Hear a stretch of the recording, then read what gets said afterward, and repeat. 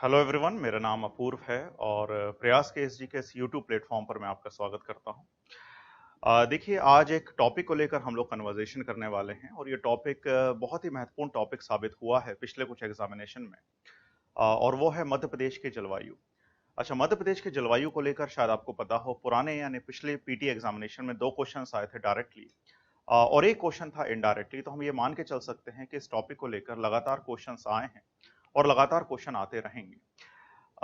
ये जो कन्वर्सेशन मैं करना चाहता हूं, मतलब मध्य प्रदेश की जलवायु को लेकर अवधारणात्मक पक्ष, मतलब कॉन्सेप्चुअल एस्पेक्ट पर मैं बात करना चाहता हूं। उसका मूल कारण ये है कि मध्य प्रदेश के जलवायु को लेकर अभी तक बच्चों के दिमाग में कुछ कंफ्यूजन है और ये एक ऐसा वाहिद टॉपिक है आपके सिलेबस का, ध्यान दीजिएगा, जो थोड़ा कॉन्सेप्चुअल है।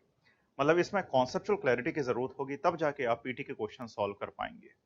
अच्छा, बहुत सारे बच्चों के मेरे पास मैसेज भी आते हैं और ऑफ कोर्स टेलीफोनिक कन्वर्सेशन भी होता है जिसमें वो बोलते हैं कि जलवायु को लेकर आप एक वीडियो बनाइए। तो मध्य प्रदेश की जलवायु को लेकर मैं एक वीडियो बना देता हूं आप लोगों के सामने। मुझे उम्मीद है कि ये जो वीडियो होगा ये आपको समझ में आएगा और इससे आपको काफी बेनिफिट होगा आने वाले समय में, खासतौर पर उन बच्चों को जो कि आने वाले 10-12 दिनों में, 8-10 दिनों में पीटी का एग्जामिनेशन देने वाले हैं। तो इस वीडियो को आप देखिएगा। इस वीडियो को हम लोग दो पार्ट में डिवाइड कर रहे हैं, क्योंकि एक पार्ट में वीडियो को कवर करना थोड़ा सा मुश्किल हो जाएगा और एक पार्ट में मध्य प्रदेश के जलवायु के हर एक पक्ष को कवर करना भी थोड़ा सा मुश्किल है। मतलब बेसिकली हम कुछ पार्ट को पहले पार्ट में, पहले सेक्शन में कवर करते हैं और कुछ पार्ट के लिए बेसिकली हम दूसरा वीडियो बनाएंगे। ठीक। तो चलिए शुरू करते हैं एक बहुत ही इंटरेस्टिंग टॉपिक जिसके बारे में आप लोगों ने बहुत पढ़ा है, अलग अलग बुक से बहुत सुना भी है, लेकिन एक बहुत ही अलग तरीके से मैं पढ़ाने की कोशिश करता हूं मध्य प्रदेश की जलवायु। ये जो लेक्चर होगा ये हिंदी मीडियम में होगा, हिंदी मीडियम वाले बच्चों के लिए होगा, लेकिन फिर भी क्योंकि मैं कुछ टर्म्स इंग्लिश में भी यूज करूंगा, जो भी अवधारणात्मक पक्ष है, जो कि सब्सटेंशियल मैटर है इस टॉपिक को लेकर, उसके लिए हम लोग इंग्लिश में भी टर्मिनोलॉजी यूज कर सकते हैं, उसमें कोई दिक्कत नहीं आनी चाहिए बच्चों को। तो मोर और लेस आप कह सकते हो कि ये बायलिंगुअल लेक्चर है, लेकिन फिर भी हिंदी मीडियम वाले बच्चों को थोड़ा सा ज्यादा बेनिफिट इससे होना चाहिए, हालांकि बेनिफिट दोनों को होना चाहिए। खैर, तो चलिए स्टार्ट करते हैं मध्य प्रदेश की जलवायु और देख लेते हैं हम लोग क्या डिस्कवर कर सकते हैं मध्य प्रदेश की जलवायु के संदर्भ में। अच्छा, अगर हम लोग मध्य प्रदेश की बात करते हैं तो पहले तो मैं दो चीज आपको क्लियर कर दूं कि कभी कभी आप बुक्स में पढ़ते होंगे कि मध्य प्रदेश के कुछ क्षेत्र में हमें समशीतोष्ण जलवायु मिलती है। जैसे आप सुनते होंगे कि भाई मालवा के पठार में के एरियाज में हमें सम जलवायु मिल रही है, या कुछ जगह आप लोग ये पढ़ते होंगे समशीतोष्ण जलवायु मिल रही है। अच्छा, शीतोष्ण का मतलब होता है टेम्परेट। तो पहले तो आप ये समझिएगा कॉन्सेप्चुअल पार्ट में कि मध्य प्रदेश में टेम्परेट जलवायु नहीं मिलती। मध्य प्रदेश में शीतोष्ण कटिबंधीय जलवायु नहीं मिलती। हाँ, मध्य प्रदेश में शीतोष्ण कटिबंधीय जलवायु की प्रवृत्तियां मिलती है, पैटर्न मिलता है, लेकिन प्रवृत्तियों के आधार पर आप ये नहीं कह सकते कि मध्य प्रदेश की जलवायु शीतोष्ण कटिबंधीय है। तो फिर मध्य प्रदेश की जलवायु क्या है? मध्य प्रदेश की जलवायु या तो उष्ण कटिबंधीय है या तो उपोष्ण कटिबंधीय है। अब मैं थोड़ा सा एक ब्रीफ आपको क्लियर कर दूं, ये उष्ण उपोष्ण कटिबंधीय होता क्या है और इसके मेन फीचर्स क्या होते हैं। ठीक है, तो जलवायु शुरू करने से पहले मैं आपको यह बता देता हूं कि ये उष्ण उपोष्ण कटिबंधीय क्षेत्र क्या है और इसके मुख्य विशेषताएं क्या है, क्योंकि मध्य प्रदेश का कुछ भाग उष्ण कटिबंधीय है और मध्य प्रदेश का स्वाभाविक रूप से कुछ भाग उपोष्ण कटिबंधीय है। मतलब मध्य प्रदेश का कुछ भाग ट्रॉपिकल है, कुछ भाग सब ट्रॉपिकल है। ट्रॉपिकल मतलब उष्ण कटिबंधीय, सब ट्रॉपिकल मतलब उपोष्ण कटिबंधीय, लेकिन शीतोष्ण कटिबंधीय नहीं है। और शीतोष्ण कटिबंधीय प्रवृत्तियां, फीचर्स, हमें कुछ एरिया में या कुछ पैटर्न हमें कुछ क्षेत्रों में देखने को मिलते हैं, लेकिन प्रवृत्तियों के आधार पर आप सारभूत रूप से यह नहीं कह सकते कि मध्य प्रदेश की जलवायु, ठीक है, प्रमुखता क्या है, शीतोष्ण कटिबंधीय बिल्कुल नहीं। मध्य प्रदेश की जलवायु या तो उष्ण है या उपोष्ण कटिबंधीय है, ट्रॉपिकल है या तो सब ट्रॉपिकल है। हालांकि फिर भी, ठीक है, मध्य प्रदेश के जलवायु पर जो ट्रॉपिकल क्लाइमेट है, उष्ण कटिबंधीय जलवायु है, इसका प्रभाव ज्यादा है। वनस्पत, ठीक है, उपोष्ण कटिबंधीय मतलब सब ट्रॉपिकल जलवायु के। ऐसा क्यों है, ये चीज आपको धीरे धीरे क्लियर होगी, लेकिन पहले मैं आपको ये बता देता हूं कि ये उष्ण उपोष्ण कटिबंध में मोटा मोटा डिफरेंस क्या है। जरा फटाफट आप देख लीजिए मैं कहना क्या चाहता हूं। ठीक है, देखो, आ, हम्म, तो चलिए एक डायग्राम आपको दिखाया जाए और इस डायग्राम को लेकर कुछ कंसेप्ट्स मैं आपके क्लियर कर देता हूं।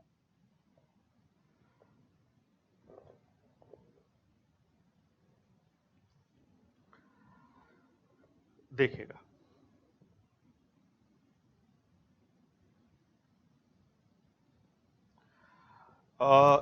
मेरे ख्याल से अब इस डायग्राम पर थोड़ा सा फोकस करेंगे तो थोड़ी सी चीज कॉन्सेप्ट आपके क्लियर हो जाएंगे। अच्छा, मोटे मोटे रूप से पृथ्वी के सतह के ऊपर, ठीक है, जब हम लोग विषुवत रेखा से ध्रुवों की ओर जाते हैं, मतलब इक्वेटर से पोल की तरफ जाते हैं, तो हमें कई प्रकार की जलवायु मिलती है। मैं इस पर ब्रीफ डिस्कशन करूंगा, ज्यादा डिस्कशन का समय भी आप लोगों के पास नहीं है। और स्वाभाविक रूप से मुझे यह टॉपिक थोड़ा सा समराइज फॉर्म में पढ़ाना भी है, इसलिए मैं मोटी मोटी बात आप लोगों से कर लेता हूं। देखिए, जब भी हम लोग विषुवत रेखा से ध्रुवों की ओर जाते हैं तो हमें 5 प्रकार के जलवायु प्रदेश पृथ्वी की सतह पर देखने को मिलते हैं। या सिंपल भाषा में आप कह सकते हो कि 5 प्रकार की जलवायु दृष्टिगोचर होती है, ठीक है, जिसमें से पहली जलवायु है जिसे हम लोग बोलते हैं ट्रॉपिकल जलवायु, और इसे कहा जाता है उष्ण कटिबंधीय जलवायु। अच्छा, दूसरी जलवायु है सब ट्रॉपिकल जलवायु, ठीक है, जिसको हम लोग हिंदी में बोलते हैं उपोष्ण कटिबंधीय जलवायु। और तीसरी प्रमुख जलवायु है शीतोष्ण कटिबंधीय जलवायु, ठीक है, जिसको इंग्लिश में बोला जाता है टेम्परेट जलवायु। अच्छा, मैं मोटा मोटा आपको बात बता दूं कि ये उष्ण कटिबंधीय जलवायु का क्षेत्र क्या है। देखिए, यहां पर हमने विषुवत रेखा दिखाई, और विषुवत रेखा के उत्तर में हमें मिलती है tropic of cancer. Tropic of cancer से मेरा मतलब है कर्क रेखा, और कर्क रेखा की जो अवस्थिति आप लोगों को पता होगा वो 23.5 डिग्री उत्तरी अक्षांश है। अच्छा, ये कर्क रेखा मध्य प्रदेश के कई जिलों से होकर गुजरती है, आप लोगों ने पढ़ा भी होगा, मैं उस पर आगे आता हूं, लेकिन कर्क रेखा मध्य प्रदेश से गुजर रही है। अच्छा, एक और अक्षांश है जो हमें दक्षिणी गोलार्ध में देखने को मिलता है, और इस अक्षांश को हम लोग बोलते हैं मकर रेखा, और इंग्लिश में इसे बोला जाता है ट्रॉपिक ऑफ कैप्रिकॉर्न, कैप्रिकॉर्न या मकर रेखा। मकर रेखा की जो अवस्थिति है वो 23.5 डिग्री दक्षिण है। अच्छा, इंग्लिश में ट्रॉपिक्स का मतलब होता है उष्ण, मतलब गर्म। तो ये कुछ ऐसे क्षेत्र हैं जहां पर बेसिकली तापमान काफी ज्यादा होता है। अच्छा, तापमान ज्यादा क्यों होता है, इस पर थोड़ा सा मैं ब्रीफ आपको दे दूं, फिर हम मध्य प्रदेश पर डायरेक्टली आते हैं।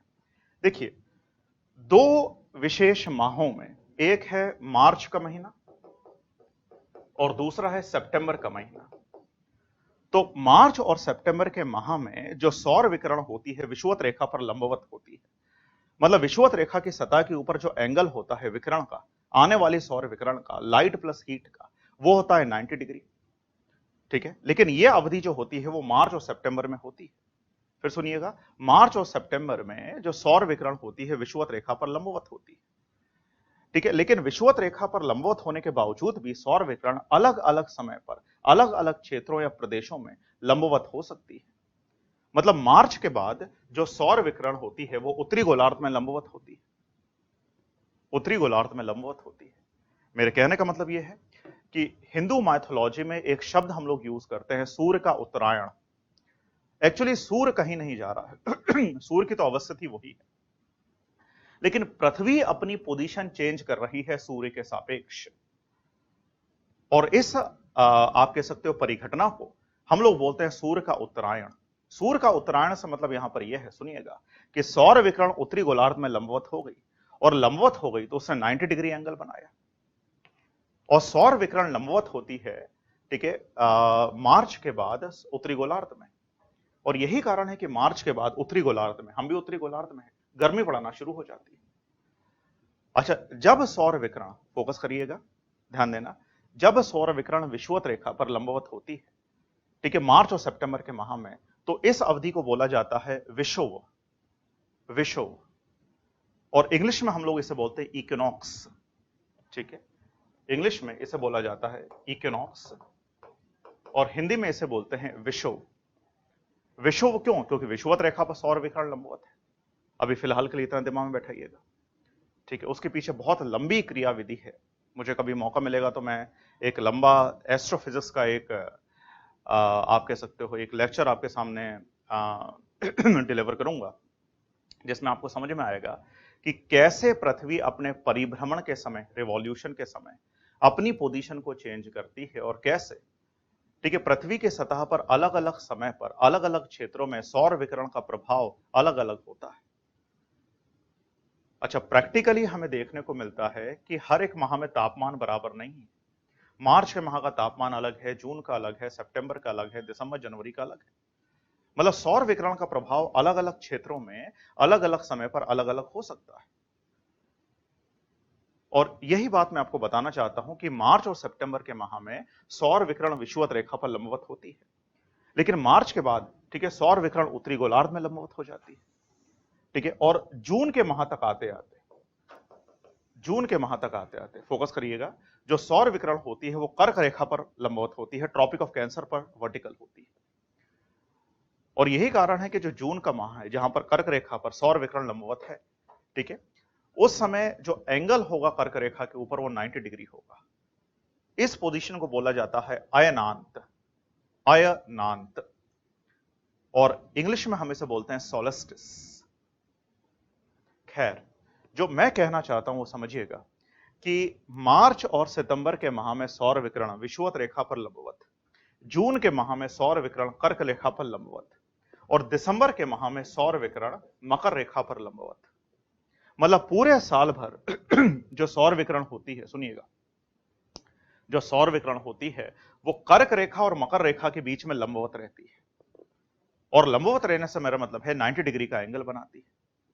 और यही कारण है कि इन क्षेत्रों में तापमान ज्यादा रहता है, हीटिंग, ताप ऊष्मन की प्रक्रिया ज्यादा होती है, ऊष्मन के द्वारा होने वाली अन्य परिघटनाएं, वाष्पीकरण की प्रक्रिया इत्यादि वगैरह भी काफी प्रबल रहती है। तो मेरे कहने का मतलब है कि जो सौर विकिरण होगी वो कर्क और मकर रेखा के बीच में लंबवत रहती है, मतलब दो ट्रॉपिक्स के बीच में लंबवत रहती है, ट्रॉपिक ऑफ कैंसर और ट्रॉपिक ऑफ कैप्रिकॉर्न।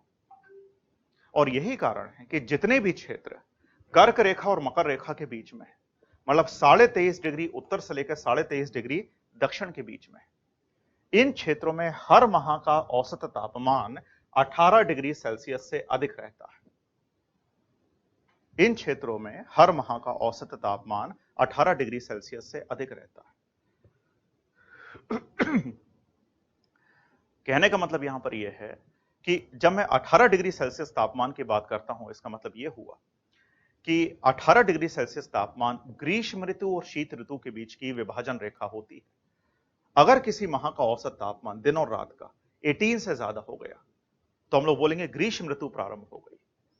अगर किसी माह का तापमान, ठीक है, दिन और रात का 18 से कम हो गया तो हम लोग बोलेंगे विंटर्स या शीत ऋतु प्रारंभ हो गई।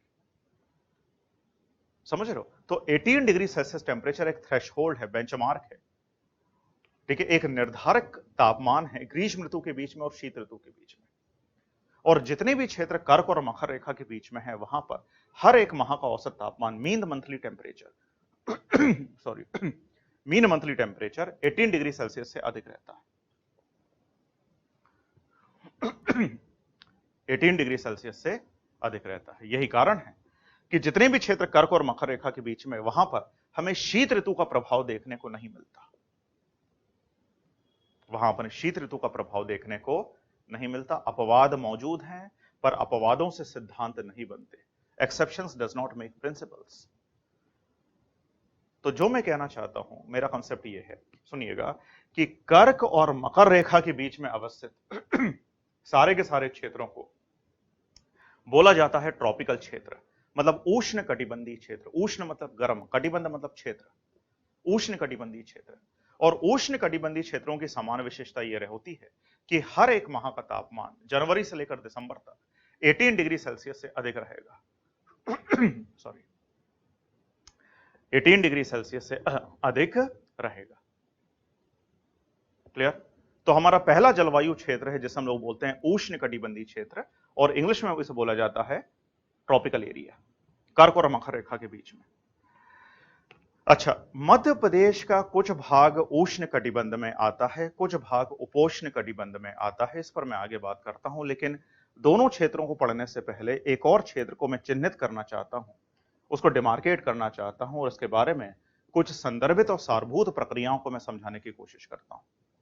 ठीक है? और हमारा एक और क्षेत्र है जिसे हम लोग बोलते हैं टेम्परेट एरिया। टेम्परेट एरिया को जरा आप देख रहे होंगे, यहां पे दोनों गोलार्धों में है।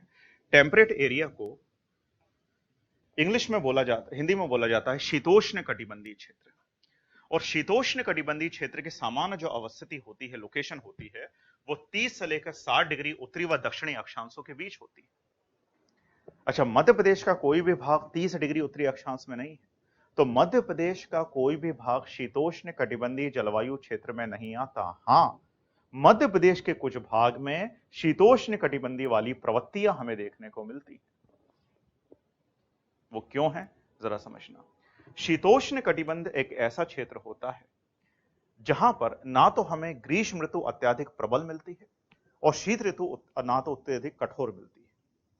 मतलब ना तो बहुत ज्यादा गर्मी पड़ती है, ना तो बहुत ज्यादा ठंड पड़ती है। हालांकि इसके बहुत सारे अपवाद हैं और टेक्निकल भाषा में यह बोला जाता है कि जितने भी महीने जो शीत ऋतु के होते हैं, ठंड के होते हैं शीतोष्ण कटिबंधीय क्षेत्रों में, जैसे हम तो शीतोष्ण कटिबंध में नहीं है पर यूरोप है पूरा, ठीक है, अमेरिका का कुछ भाग है शीतोष्ण कटिबंध में, रशिया का कुछ भाग है, चाइना का कुछ भाग है, ठीक है। तो जितने भी क्षेत्र शीतोष्ण कटिबंध में है, सुनो उसका इंपॉर्टेंट फैक्टर क्या है, वहां पर जो ठंडे माहों का तापमान है वो 8 से लेकर 18 डिग्री सेल्सियस के बीच में रहता है और जो गर्म माहों का तापमान है वो 8 से लेकर 22 डिग्री सेल्सियस के बीच में रहता है। हालांकि इसके बहुत सारे अपवाद हैं और यहां पर मैं बात कर रहा हूं ठंडे माहों का तापमान, मतलब पूरे विंटर्स का तापमान, पूरी शीत ऋतु का तापमान। मतलब हो सकता है कि टेम्परेट एरियाज में शीतोष्ण कटिबंधीय क्षेत्रों में हमें 6 महीने, 7 महीने, 8 महीने ठंड मिलती हो और उन ठंडे माहों का तापमान दिन रात का 8 से 18 के बीच में होता है और गर्म माहों मतलब ग्रीष्म ऋतु, गर्मियों का तापमान जो हमें 3, 4 या 5 महीने मिल सकती है, ठीक है, उसका तापमान 8 से लेकर 22 के बीच में होता है दिन रात का।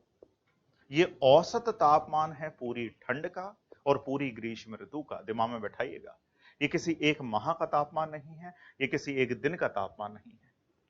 हाँ, ये जरूर हो सकता है कि जो सबसे गर्म माह हैं वहां पर शीतोष्ण कटिबंधीय क्षेत्र में तापमान 22 से ऊपर चला जाए, ये बिल्कुल होता है, और जो सबसे ठंडे माह हैं वहां पर तापमान 8 से कम चला जाए। तापमान -10 भी हो सकता है, -20 भी हो सकता है, जो भी आप कहना चाहो। लेकिन मैं जो बताने की कोशिश कर रहा हूं कि जो शीतोष्ण कटिबंधीय क्षेत्र होते हैं, टेम्परेट एरियाज होते हैं, वहां पर ना तो हमें कठोर ग्रीष्म ऋतु मिलती है और ना तो बड़ी ही प्रबल शीत ऋतु मिलती है। मतलब वहां पर तापमान जो आप बुक में पढ़ते हो ना, थोड़ा सम रहता है। सम का मतलब होता है मॉडरेट रहता है, ना तो गर्मी ज्यादा ना तो ठंड ज्यादा, इसलिए उसको टेम्परेट बोला जाता है। और टेम्परेट का थोड़ा सा गलत ट्रांसलेशन हिंदी में हुआ है, उसको हिंदी में बोलते हैं शीतोष्ण कटिबंध, जहां पर शीत ज्यादा पड़ती हो, हालांकि ऐसा नहीं है। शीत पड़ती तो है, ठंड पड़ती तो है और कुछ माहों में बड़ी प्रबल भी पड़ती है, नो डाउट, लेकिन उतनी प्रबल भी नहीं होती जो हमें दूसरे क्षेत्रों में देखने को मिलती है, जैसे ध्रुवीय उपध्रुवीय क्षेत्र है। तो यहां पर मैंने आपको दो जलवायु कटिबंधों की बात करी। पहले आपको यह समझना बहुत जरूरी था मध्य प्रदेश की जलवायु पढ़ने से पहले। पहला क्षेत्र है उष्ण कटिबंधीय क्षेत्र, जो कि गर्म है, जहां पर सौर विकिरण अलग अलग समय पर लंबवत रहती है। लेकिन देखने वाली बात यह है कि सौर विकिरण, सुनना, केवल कर्क रेखा और मकर रेखा तक ही लंबवत रह सकती है, मतलब 90 डिग्री एंगल बना सकती है। उसके पीछे बहुत सारे कारण हैं, अभी फिलहाल ये देख लीजिए, एक अलग से मैं वीडियो बनाऊंगा तो कारण आपको क्लियर करवाते हैं। लेकिन कर्क रेखा और मकर रेखा से ऊपर जाने पर, मतलब उच्च अक्षांशों पर जाने पर, जैसे 25 degree, 30 degree, 35 degree, 40 degree, 60 degree, 80 degree, उत्तरी अक्षांशों पर जाने पर या दक्षिणी अक्षांशों पर जाने पर सौर विकिरण का जो एंगल है वो कम होता चला जाता है। मतलब वो 90 डिग्री कभी नहीं रहता, 90 डिग्री केवल कर्क और मकर रेखा के बीच में रहता है, ठीक है। और यहां पर हमें दो जलवायु क्षेत्र देखने को मिलते हैं, एक है उष्ण कटिबंध और दूसरा है शीतोष्ण कटिबंध। उष्ण कटिबंध में हर माह गर्म, दिसंबर से लेकर जनवरी या जनवरी से लेकर दिसंबर तक, और हर एक माह का औसत तापमान, मीन मंथली टेम्परेचर 18 से ज्यादा। अगर 18 से ज्यादा तापमान है तो वहां पर ठंड नहीं पड़ेगी और हर महीना गर्म मिलेगा। शीतोष्ण कटिबंधीय क्षेत्र में ना तो तापमान बहुत ज्यादा गर्म, ना तो बहुत ज्यादा ठंडा, और जो औसत तापमान का रेंज है मैंने आपको बताया, इसलिए इसको टेम्परेट बोलते हैं। टेम्परेट मतलब मॉडरेट बोलते हैं, और मॉडरेट को हिंदी में लिखा जाता है सम, ठीक है। तो मैं जो कहना चाहता हूं कि मध्य प्रदेश का कोई भी भाग शीतोष्ण कटिबंध में नहीं आता। हाँ, मध्य प्रदेश के कुछ क्षेत्रों में हमें शीतोष्ण कटिबंधीय प्रवृत्तियां देखने को मिलती हैं, उस पर मैं अभी आगे बात करता हूं 5 मिनट के अंदर या 10 मिनट के बाद। अच्छा, एक और चीज देखिएगा कि उष्ण कटिबंध और शीतोष्ण कटिबंध के अलावा हमें एक और जलवायु क्षेत्र पृथ्वी के बीच ऊपर देखने को मिलता है, और वो है सब ट्रॉपिकल एरिया। सब ट्रॉपिकल को हम लोग बोलते हैं उपोष्ण कटिबंधीय क्षेत्र, ठीक है। तो ना तो ये क्षेत्र पूरी तरीके से उष्ण कटिबंधी है, गर्म, और ना तो ये क्षेत्र पूरी तरीके से शीतोष्ण कटिबंधी है, थोड़ा ठंडा। ठीक है, ये उपोष्ण कटिबंधी है। मतलब यहां पर हमें हर जो माह है, सुनना, हर एक जो माह है वो ना तो पूरी तरीके से गर्म होगा, ना तो पूरी तरीके से ठंडा होगा। उपोष्ण कटिबंध में हर एक माह गर्म नहीं होगा, जो कि उष्ण कटिबंध में होता है। और यहां पर उपोष्ण कटिबंध में हमें दोनों क्षेत्रों की, शीतोष्ण कटिबंध की भी और उष्ण कटिबंध दोनों की प्रवृत्तियां देखने को मिलती है, विशेषताएं देखने को मिलती है। मैं एक एग्जांपल देता हूं फटाफट, फिर आगे आते हैं मध्य प्रदेश की जलवायु पर। ध्यान दीजिएगा। देखो,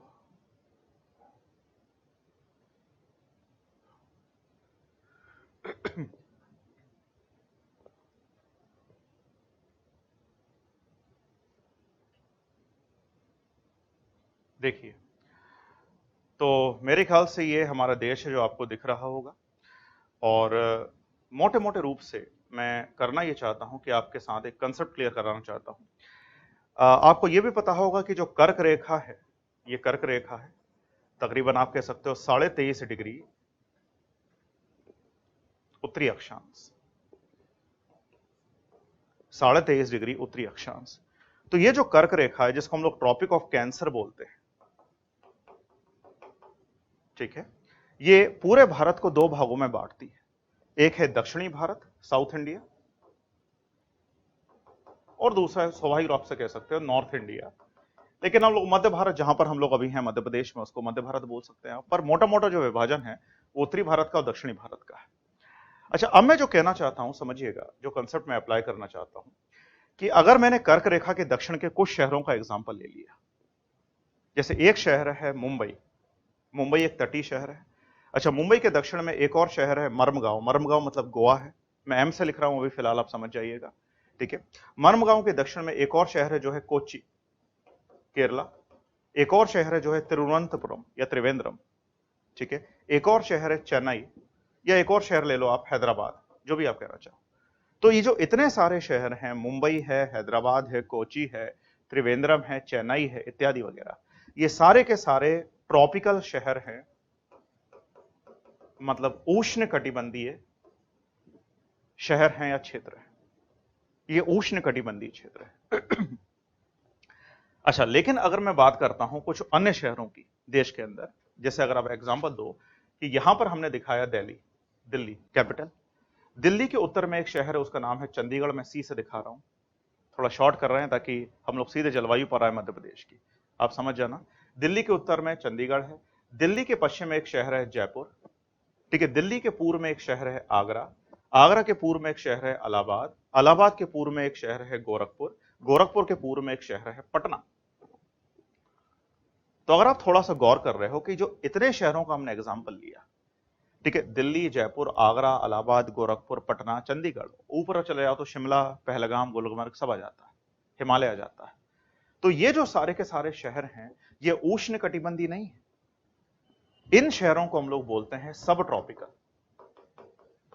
सब ट्रॉपिकल मतलब उपोष्ण कटिबंधीय शहर।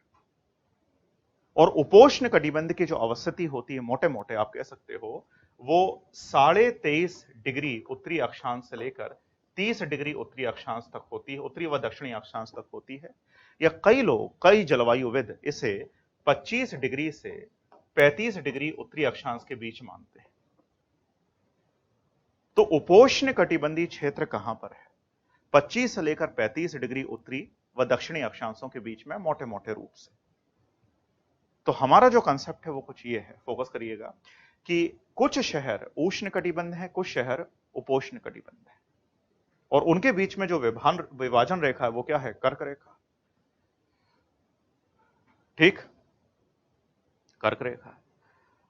अब कंसेप्ट ये है कि अगर मान लीजिए ठंड के माहों में, जैसे दिसंबर जनवरी माह में, आप अगर मुंबई जाते हो, गोवा जाते हो, हैदराबाद जाते हो, वारंगल जाते हो, औरंगाबाद जाते हो, ठीक है, चेन्नई जाते हो, कोच्चि जाते हो, त्रिवेंद्रम जाते हो, ये सारे उष्ण कटिबंधीय शहर हैं, तो आपको ठंड का एहसास नहीं होगा।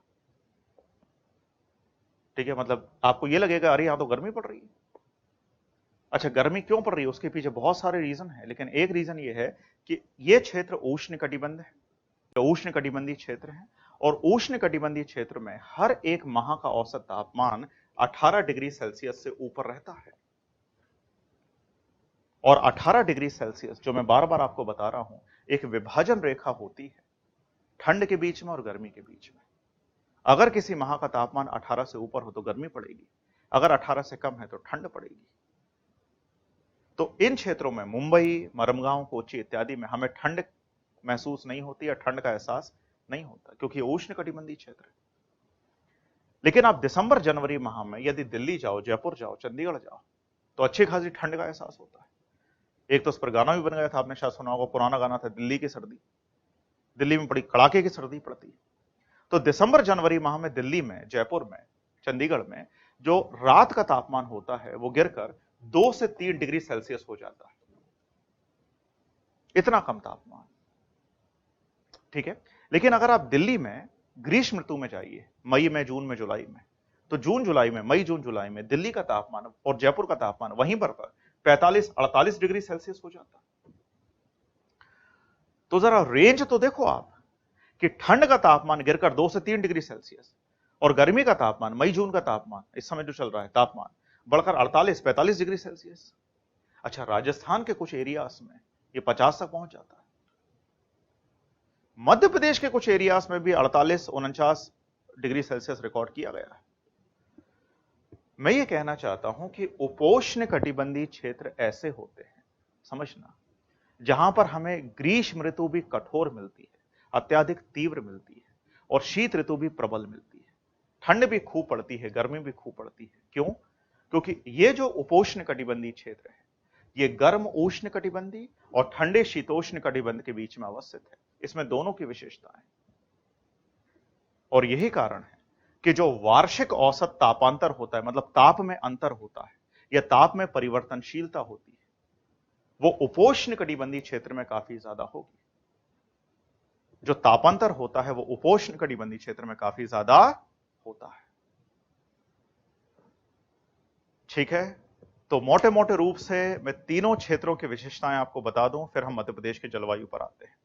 उष्ण कटिबंधीय क्षेत्र जो कर्क और मकर रेखा के बीच में है, जहां पर सौर विकिरण अलग अलग समय पर लंबवत होती है, अत्यधिक गर्मी वाला क्षेत्र होता है, अत्यधिक प्रबल उष्ण प्रभाव छोड़ने वाला क्षेत्र होता है, जहां पर हर एक माह का औसत तापमान 18 से अधिक होता है। परिणामतः यहां पर हमें शीत ऋतु का प्रभाव देखने को नहीं मिलता। हालांकि अपवाद मौजूद हैं, लेकिन अपवादों से सिद्धांत नहीं बनते। अपवाद हम लोग आगे देखेंगे, एक्सेप्शन जरूर है। तो उष्ण कटिबंधीय क्षेत्र में सामान्यतः हमें शीत ऋतु देखने को नहीं मिलती।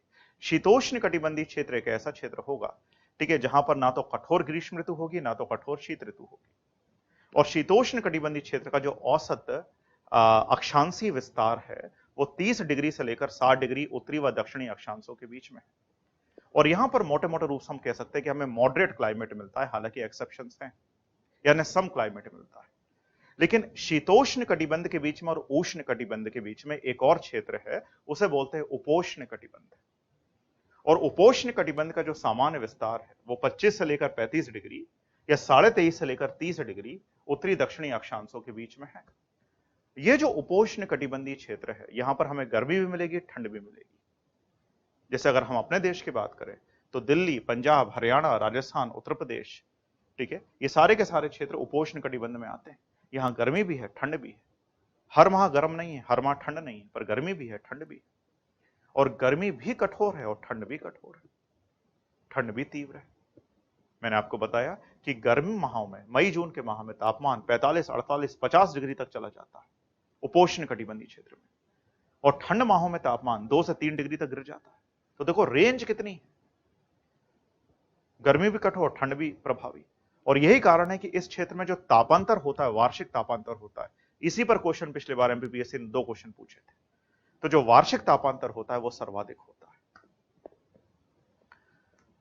वार्षिक तापांतर जो होता है वो सर्वाधिक होता है।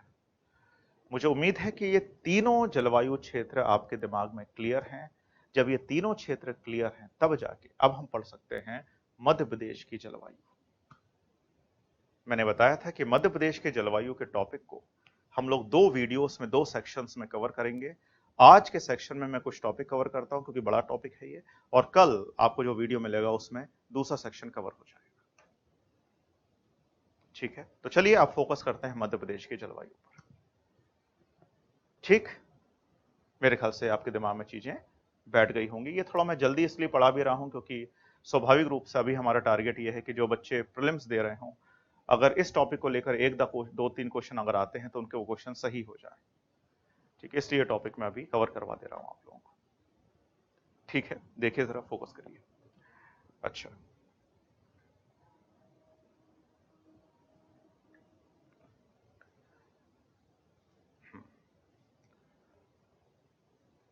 चलिए,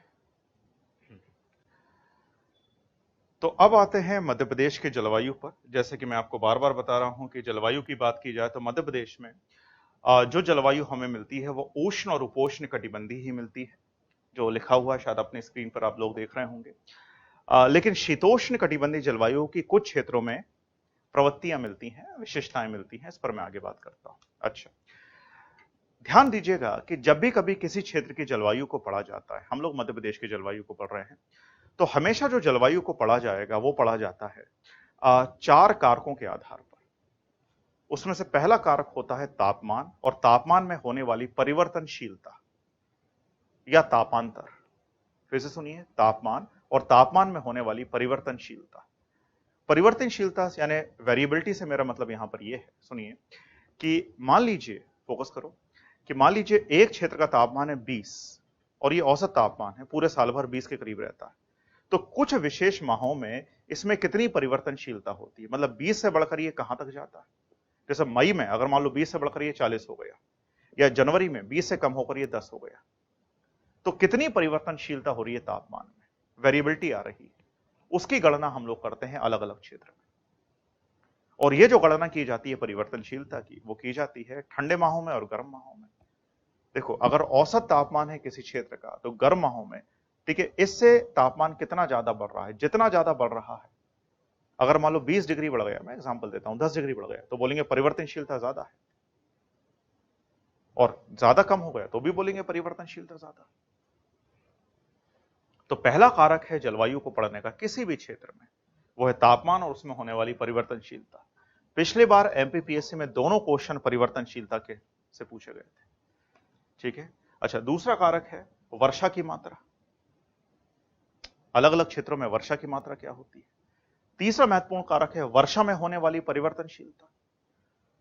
मतलब मान लीजिए कि भोपाल में, मैं एग्जांपल दे रहा हूं, औसत वर्षा हो रही है 110 सेंटीमीटर, एग्जांपल है, तो क्या किसी विशेष वर्ष में, मान लो 2021 में, 22 में, 23 में, 24 में, यह वर्षा 110 सेंटीमीटर से बढ़कर 140 हो गई, या किसी वर्ष में 110 से कम होकर कितनी हो गई, आप कह सकते हो 90 हो गई, 80 हो गई। तो ये वर्षा में होने वाली परिवर्तनशीलता है। औसत से जो विचलन हो रहा है, या तो वर्षा में बढ़ोतरी हो या तो कमी आए, उसे हम लोग बोलते हैं परिवर्तनशीलता। तो हम लोग देखेंगे कि अलग अलग क्षेत्रों में वर्षा की परिवर्तनशीलता भी क्या क्या होती है, तीसरा कारक। और चौथा कारक है कि जितनी भी मानसूनी पवनें हैं, मैं आगे बताता हूं आपको, इनका प्रभाव जलवायु पर, तापमान पर, वर्षा पर, वर्षा की परिवर्तनशीलता पर, तापमान की परिवर्तनशीलता पर क्या क्या पड़ता है। तो हमें अगर मध्य प्रदेश के जलवायु को पढ़ना है और समझना है तो हमें 4 कारकों के आधार पर पढ़ना पड़ेगा, समझना पड़ेगा। पहला कारक है तापमान, उसमें होने वाली परिवर्तनशीलता। दूसरा है वर्षा की मात्रा, जिसे वर्षण भी कहते हैं। तीसरा है वर्षा में होने वाली परिवर्तनशीलता, और चौथा है मानसूनी पवनों का प्रभाव। आज के वीडियो में मेरा फोकस होगा केवल तापमान पर, टेम्परेचर पर। जो वीडियो का सेकंड पार्ट होगा उसमें हम लोग वर्षा पर फोकस करेंगे। तो अब देखते हैं मध्य प्रदेश में तापमान कैसा रहता है। ठीक है, फोकस।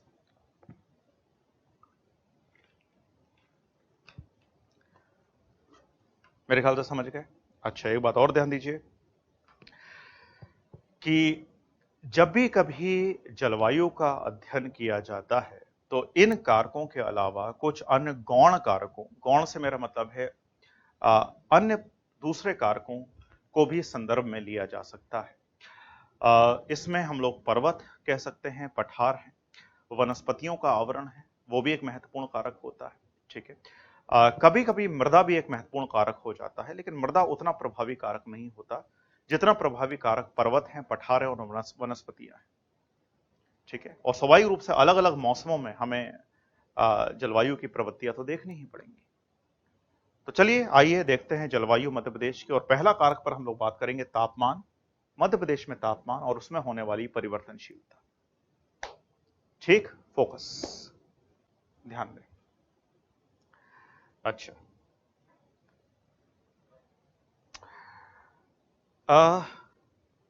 इस रफ ब्लैंक डायग्राम को आप देखोगे, फिर मैं एक्चुअल डायग्राम बताता हूं।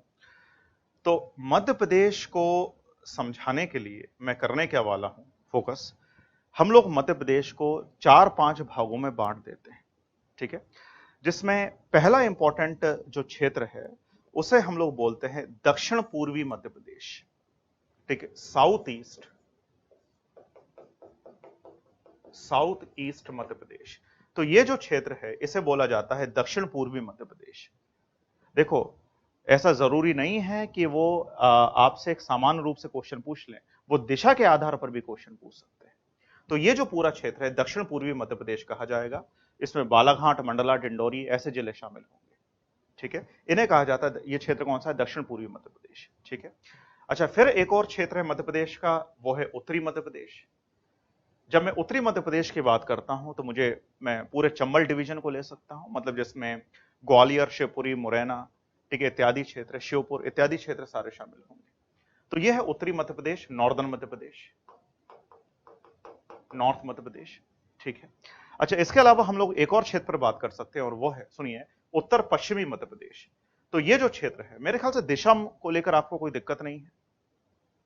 अगर कभी भी दिशा को लेकर कोई दिक्कत आए, अगर आपको आती है, तो एक बड़ा सिंपल डायग्राम ड्रॉ कर लिया करिए कुछ इस प्रकार से।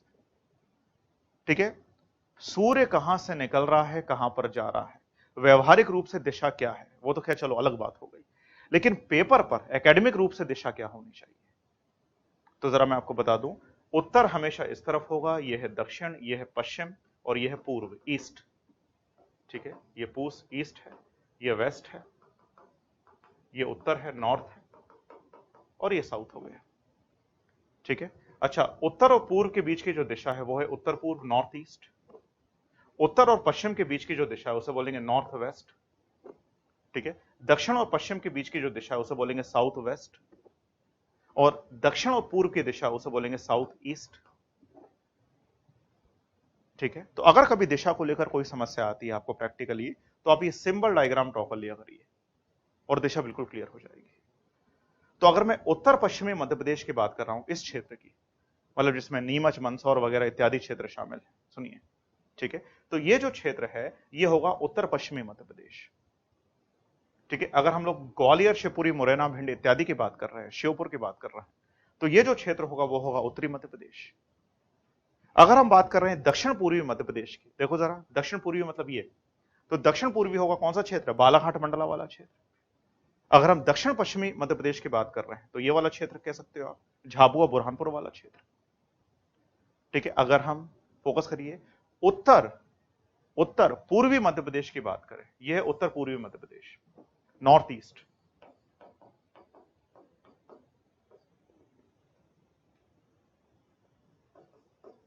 नॉर्थ ईस्ट मध्य प्रदेश, तो यह है उत्तर पूर्वी मध्य प्रदेश।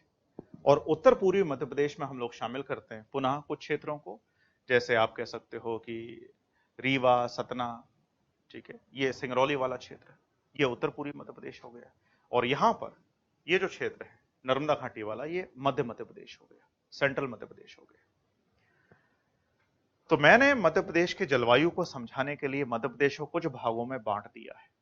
मेरे ख्याल से दिशा के अनुरूप मध्य प्रदेश के अलग अलग जिलों की अवस्थिति थोड़ी आपके दिमाग में क्लियर हुई होगी।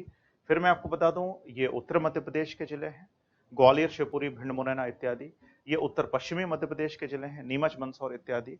ये दक्षिण पश्चिमी मध्य प्रदेश के जिले हैं, झाबुआ, बुरहानपुर इत्यादि, बड़वानी इत्यादि। बड़वानी थोड़ा और दक्षिण में हो गया। ये दक्षिण पूर्वी मध्य प्रदेश के जिले हैं, बालाघाट, मंडला, डिंडोरी इत्यादि। ठीक है, और ये उत्तर पूर्वी मध्य प्रदेश के जिले हैं जिन्हें हम लोग बोलते हैं सिंगरौली, सतना इत्यादि वगैरह, रीवा भी शामिल कर सकते हैं आप इसको। तो मेरे ख्याल से पूरा एक ब्रॉड डिवीजन क्लियर हो गया है। ठीक है, इसे हम लोग एक तरीके से और देख सकते हैं और वो है, फोकस करिएगा, वो है एक और डायग्राम जो मैं आपको बताना चाहता हूं। और यहां पर ये जो डायग्राम है ये जिले के अनुरूप है। ठीक है, तो फिर से एक बार देखोगे कि यदि मैं उत्तरी मध्य प्रदेश की बात करता हूं, मेरे ख्याल से जिले आपको सारे दिख रहे होंगे। तो उत्तरी मध्य प्रदेश की बात करें तो ये है उत्तरी जिले मध्य प्रदेश के, जिसमें हम लोग शामिल करते हैं शिवपुरी, ग्वालियर, श्योपुर, मुरैना, भिंड, दतिया, ये उत्तरी मध्य प्रदेश है। ये उत्तर पश्चिमी मध्य प्रदेश है, जिसमें नीमच, मंदसौर और रतलाम का कुछ क्षेत्र को शामिल किया जाता है। यहाँ पर हम लोग दक्षिणी मध्य प्रदेश को या दक्षिण पश्चिमी मध्य प्रदेश को शामिल करते हैं। और दक्षिण पश्चिमी मध्य प्रदेश में आप देखोगे झाबुआ, अलीराजपुर, धार, बड़वानी इत्यादि वगैरह जिले शामिल हैं। ठीक है, अच्छा, इसके अलावा अगर हम लोग बात करें दक्षिण पूर्वी मध्य प्रदेश की, तो दक्षिण पूर्वी मध्य प्रदेश में वही बालाघाट, सिवनी, मंडला, डिंडोरी ये जिले शामिल हैं। अगर बात की जाए उत्तर पूर्वी मध्य प्रदेश की, तो आप देखिएगा कि रीवा, सीधी, शहडोल, सिंगरौली, सतना भी कह सकते हो आप, ये सारे उत्तर पूर्वी जिले हैं मध्य प्रदेश के। ठीक, और हमें पता है कि अगर हम लोग मध्य प्रदेश की बात करते हैं तो कर्क रेखा भी मध्य प्रदेश को कुछ भागों में बांट देती है। यहां से मोटे मोटे रूप से आप कह सकते हो कर्क रेखा जा रही है, और कर्क रेखा के द्वारा थोड़ा सा और ऊपर से कर्क रेखा के द्वारा मध्य प्रदेश को पुनः दो भागों में बांटा जा सकता है। एक है वह क्षेत्र जो कर्क रेखा के दक्षिण में है, और एक वह क्षेत्र जो कर्क रेखा के उत्तर में है। ठीक है, तो स्वाभाविक रूप से जो कर्क रेखा के उत्तर में है, सुनिए, उन क्षेत्रों में से अगर हम उत्तरी मध्य प्रदेश की बात करें, ये पूरा चंबल डिवीजन, तो ये जो चंबल डिवीजन है ये उपोष्ण कटिबंध में आता है। और उपोष्ण कटिबंध में तापांतर, ताप में परिवर्तनशीलता ज्यादा होती है। ताप में परिवर्तनशीलता का मेरा मतलब है कि यहां पर गर्मी भी खूब पड़ेगी और ठंड भी ठीक ठाक पड़ेगी। आप लोग सुनते होंगे ना कि ऑफिशियली जो सबसे कम तापमान रिकॉर्ड किया गया था वो किया गया था शिवपुरी में। ठीक है, हालांकि पचमढ़ी भी बोलते हैं, पर पचमढ़ी तो हाइट के कारण ज्यादा हो गया। शिवपुरी तो प्लेन है, फ्लैट सरफेस है। और शिवपुरी की जो अवस्थिति है वो उपोष्ण कटिबंधी है। देखो ये मैंने कर्क रेखा दिखाई मोटे मोटे रूप से 23.5 डिग्री। तो कर्क रेखा के दक्षिण में जितने भी क्षेत्र हैं, सुनिए, वो उष्ण कटिबंधीय क्षेत्र है। कर्क रेखा के उत्तर में अधिकतर क्षेत्र वो क्या है मध्य प्रदेश के, वो उपोष्ण कटिबंधीय क्षेत्र है। मतलब यहां पर हमें ठंड का प्रभाव प्रभावी रूप से देखने को मिलता है। तो अगर आप तुलना करो दो क्षेत्रों की, मैं एग्जांपल देता हूं, जैसे अगर आप बात करो खंडवा की या हरदा की, ठीक है, बैतूल छिंदवाड़ा तो थोड़ी सी हाइट पे हो गए, पठारी हो गए, ठीक है, और ग्वालियर की, तो ठंड में अधिक ठंडा कौन होगा, ग्वालियर होगा, वनस्पत किसके, हरदा के और खंडवा के। अच्छा, ग्वालियर ठंडा क्यों होगा, क्योंकि ग्वालियर एक उपोष्ण कटिबंधीय शहर है, ना कि एक उष्ण कटिबंधीय शहर, बल्कि हरदा और खंडवा एक उष्ण कटिबंधीय शहर है मध्य प्रदेश के, ना कि एक उपोष्ण कटिबंधीय शहर। तो पहले तो ये क्वेश्चन आ सकता है कि निम्न में से कौन सा शहर उष्ण कटिबंधीय है और उपोष्ण कटिबंधीय है। और उष्ण उपोष्ण कटिबंध का विभाजन हम लोग कर्क रेखा के आधार पर कर सकते हैं। उपोष्ण कटिबंधीय क्षेत्र, सब ट्रॉपिकल एरियाज, वे क्षेत्र माने जाएंगे जहां पर तापांतर सर्वाधिक होता है। ठीक है, तो मेरे ख्याल से इतना फॉर्मेट अभी तक क्लियर है आपके दिमाग में। ठीक, क्लियर। और अब हम लोग मध्य प्रदेश के जलवायु पर फोकस कर सकते हैं। ठीक है, तो जैसे मैंने बोला कि ये पूरा डिस्कशन मैं दो पार्ट में करना चाहता हूं। तो आज मैंने एक इंट्रोडक्टरी पार्ट आपको बता दिया मध्य प्रदेश को लेकर या पूरी जलवायु को लेकर। जो हमारा नेक्स्ट पार्ट होगा नेक्स्ट वीडियो का, उसमें हम हर एक पक्ष को कवर कर लेंगे कि मध्य प्रदेश की एक्चुअल जलवायु क्या है, तापमान में अंतर कैसे होता है, अंतर कैसे नहीं होता है, वर्षा कितनी होती है, क्यों ज्यादा होती है, क्यों कम होती है, वर्षा की परिवर्तनशीलता क्या क्या होती है अलग अलग समय पर। जैसे मार्च के महीने में पिछले बार बड़े टेक्निकल क्वेश्चंस आए थे, ध्यान रखिएगा, और वो क्वेश्चन आए थे एक रिपोर्ट से मध्य प्रदेश की सरकार के, तो वो उस रिपोर्ट का मैं संदर्भ लूंगा। तो अलग अलग माह में, मार्च में, जून से लेकर सितंबर तक, सितंबर से लेकर अक्टूबर तक, नवंबर, दिसंबर, जनवरी में, ठीक है, तापमान और वर्षा की प्रवृत्तियां अलग अलग क्षेत्रों में क्या क्या होती है। तो जो डिस्कशन अब हम लोग करेंगे वो थोड़ा सा टेक्निकल डिस्कशन रहेगा, और उससे आपके बहुत सारे क्वेश्चन, कॉन्सेप्चुअल क्वेश्चन बिल्कुल सॉल्व हो जाएंगे। मतलब वहां पर आपको रटने की कोई जरूरत नहीं पड़ेगी, बस लॉजिक लगाने की जरूरत पड़ेगी। जैसे अभी मैंने एक लॉजिक आपको बताया कि अगर हम लोग बात करते हैं उत्तरी मध्य प्रदेश के जिलों की, जिसमें हम लोग श्योपुर, शिवपुरी, दतिया, ग्वालियर, मुरैना, भिंड शामिल कर रहे हैं, या गुना को भी शामिल कर रहे हैं, या अशोकनगर भी शामिल कर सकते हो, तो ये जो सारे के सारे शहर है वो उपोष्ण कटिबंधीय है। और दक्षिणी मध्य प्रदेश के जो शहर हैं या दक्षिण पूर्वी मध्य प्रदेश के जो शहर हैं वो उष्ण कटिबंधीय है। अच्छा, अगर मैं कुछ क्षेत्र का एरिया लेता हूं, जैसे भोपाल की बात करते हैं या विदिशा की बात करते हैं, विदिशा से बिल्कुल पास निकल रही है कर्क रेखा, आपको पता है। तो यहां पर जो प्रवृत्तियां होती हैं उष्ण और उपोष्ण कटिबंध दोनों की होती है। उस पर मैं बात करूंगा कि दोनों की प्रवृत्तियां क्या होती है, और केवल उष्ण कटिबंध की प्रवृत्तियां क्या होती हैं और केवल शीतोष्ण कटिबंध की प्रवृत्तियां क्या होती हैं। इन सब के बावजूद आपको यह समझना भी पड़ेगा कि अलग अलग क्षेत्र में जो पर्वत हैं, पठार हैं या वनस्पतियां हैं, जैसे अगर मैं बात करता हूं, या वर्षा की मात्रा है, जैसे अगर मैं बात करता हूं दक्षिण पूर्वी मध्य प्रदेश की, बालाघाट, मंडला, सिवनी, डिंडोरी, अनूपपुर, इन क्षेत्रों में वर्षा की मात्रा काफी ज्यादा है। पचमढ़ी क्षेत्र में भी वर्षा की मात्रा ज्यादा है, वनों का आवरण भी काफी ज्यादा है। और चूंकि वर्षा की मात्रा काफी ज्यादा है, सुनिए, ठीक है, तो यहां पर भी तापमान में हमें क्या प्रवृत्तियां देखने को मिलेंगी, इस पर हमें बात करना पड़ेगा। ठीक है, अगर मैं बात करता हूं सतपुड़ा वाले क्षेत्र की, सतपुड़ा आपको पता है कि बेसिकली बहुत ही एक लॉफ्टीएस्ट माउंटेन चेन है, जो कि आप कह सकते हो पश्चिम से पूर्व में अवस्थित है। उसकी कई श्रेणियां हैं, राजपिपला, ग्वालीगढ़, महादेव, मैकल, ठीक है। और सतपुड़ा की हाइट भी ठीक ठाक है, काफी ज्यादा है, कई जगह 1200 मीटर से ऊपर है। तो ऊंचाई के आधार पर भी तापमान में हमें अंतर देखने को मिलता है, क्योंकि ऊंचाई के साथ साथ तापमान कम होता है। तो अगर मैं आपसे कहूं कि भाई साधारण रूप से तो हम लोग मध्य प्रदेश को दो भागों में डिवाइड कर सकते हैं, उष्ण कटिबंध और उपोष्ण कटिबंध। और हम ये मान के चलते हैं कि उष्ण कटिबंध में गर्मी पड़ेगी, लगभग साल भर गर्मी पड़ेगी, लेकिन उसके बावजूद भी, ठीक है, हमें कुछ क्षेत्र ऐसे मिलते हैं जहां पर उष्ण कटिबंध की प्रवृत्तियां नहीं मिलती। मतलब वहां पर हमें थोड़ा बहुत ठंड का प्रभाव भी मिलेगा, वहां पर वर्षा की प्रवृत्तियां भी थोड़ी सी अलग होंगी। इसका मूल कारण एक तो उनकी लोकेशन तो है ही है, और साथ में पर्वतों की, पठारों की, वनस्पतियों की मौजूदगी भी है। तो पर्वत, पठार, वनस्पतियां और वर्षा की मात्रा भी तापमान को निर्धारित करती है, भी जलवायु को प्रतिबिंबित करती है। और हमें हर एक कारक को संदर्भ में लेना पड़ेगा, तब जाके आप मध्य प्रदेश की जलवायु समझ सकते हो। तो मेरे ख्याल से मध्य प्रदेश की जलवायु को लेकर ये जो इंट्रोडक्टरी फर्स्ट पार्ट था हमारी लेक्चर सीरीज का, सेकंड पार्ट में मैं एक्चुअल जलवायु कवर करवाता हूं, वो आपके दिमाग में क्लियर हुआ होगा। इस वीडियो को आप चाहे तो एक बार और देखिए, और जो मैं बताने की कोशिश कर रहा हूं उसको दिमाग में बैठाइए, और फिर उसके बाद हम लोग मध्य प्रदेश की जलवायु के एक्चुअल टॉपिक पे आते हैं। मैं आपको ये विश्वास दिलाना चाहता हूं कि अगर हम लोगों ने जलवायु को ठीक से पढ़ लिया, जिस पैटर्न से मैं पढ़ाना चाहता हूं आपको, उस पैटर्न से आपने पढ़ लिया, तो इससे जुड़ा हुआ कोई भी क्वेश्चन अगर आता है, वो क्वेश्चन आपका गलत नहीं होगा। कॉन्सेप्चुअल क्वेश्चन अगर आता है, तो पिछले बार जो क्वेश्चन था वो लॉजिक वाला था, तापांतर को लेकर था, कॉन्सेप्चुअल क्वेश्चन था। एक क्वेश्चन नहीं थे बल्कि दो क्वेश्चन थे। तो आपको वो चीज दिमाग में बैठानी पड़ेगी। ठीक है, तो इतना मेरे ख्याल से फॉर्मेट क्लियर है। मैं जल्दी सेकंड वीडियो शूट करके आपके साथ शेयर करता हूं।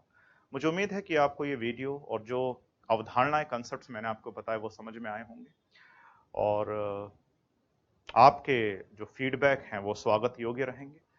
और मुझे, हमारी पूरी टीम को काफ़ी खुशी होगी कि अगर आप हमें अच्छे फीडबैक दें, पॉजिटिव फीडबैक दें। और इसलिए भी खुशी होगी कि ये जो हमने इनिशिएटिव चालू किया है, इससे आप लोगों को कुछ कंसेप्ट्स को लेकर, एक्चुअली इंपॉर्टेंट सारभूत कंसेप्ट्स को लेकर कुछ क्लैरिफिकेशन दिमाग में आ गया होगा। ठीक है, तो thank you very much, take care. मैं फिर जो सारे बच्चे अभी 19 तारीख को एग्जामिनेशन देने वाले हैं, 19 जून को, उन सभी को एक बार और शुभकामनाएं देता हूं। थैंक यू वेरी मच बच्चों, हम लोग जल्दी मिलेंगे और हमारे जलवायु का second part, main part complete करेंगे। Thank you, take care.